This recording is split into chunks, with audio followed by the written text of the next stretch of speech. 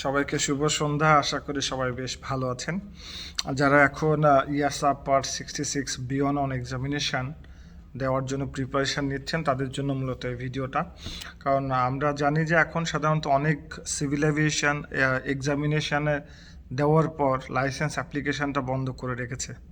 মানে যারা হচ্ছে গিয়ে ইউরোপিয়ান ইউনিয়নের বাইরে কাজ করছে তারা সেখানে চাইলে অ্যাপ্লাই করতে পারছে না।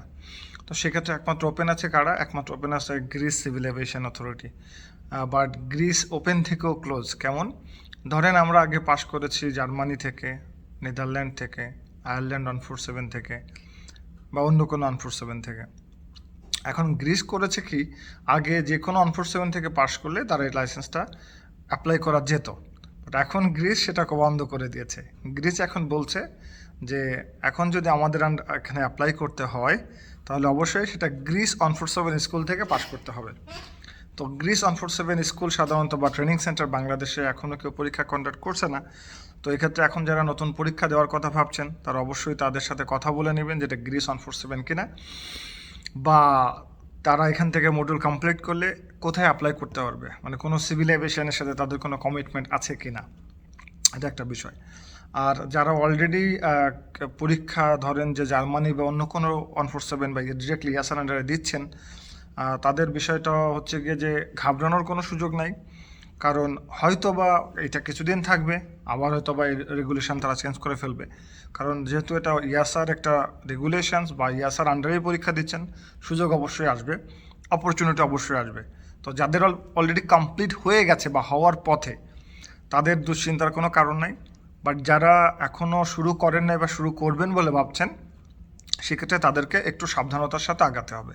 প্রয়োজনে ধৈর্য ধরুন বা পরীক্ষা দেওয়ার আগে 147-এর সাথে কথা বলুন যে তারা যেখানকার অ্যাপ্রুভাল, ধরেন যে আপনি নতুন যে 147-এ যাচ্ছেন তারা জার্মানির অ্যাপ্রুভালে চলছে, তাহলে আপনি তাদের সাথে কথা বলেন যে আমার এই কোয়ালিফিকেশান আছে, আমি এত বছর কাজ করেছি, আমার লগবুকটা আপনি দেখেন, এখন যদি আমি বেসিক কমপ্লিট করি আমি কি জার্মানিতে লাইসেন্স অ্যাপ্লাই করতে পারবো কিনা।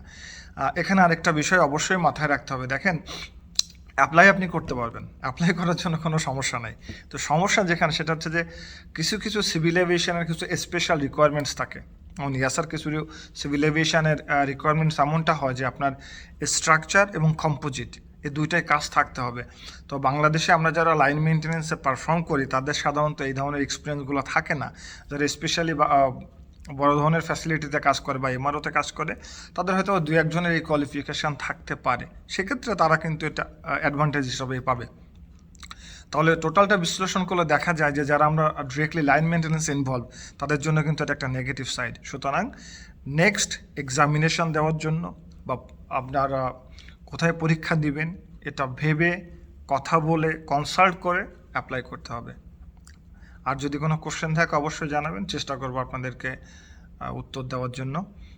আর নেক্সটে আমরা আসবো কীভাবে আপনি টোটাল লাইসেন্স কীভাবে টোটাল প্রসিজার্স কমপ্লিট করতে পারবেন, লগবুকটা কীভাবে 100% কারেক্টলি লেখা যায়, কীভাবে EASA সেটাকে অ্যাকসেপ্ট করে।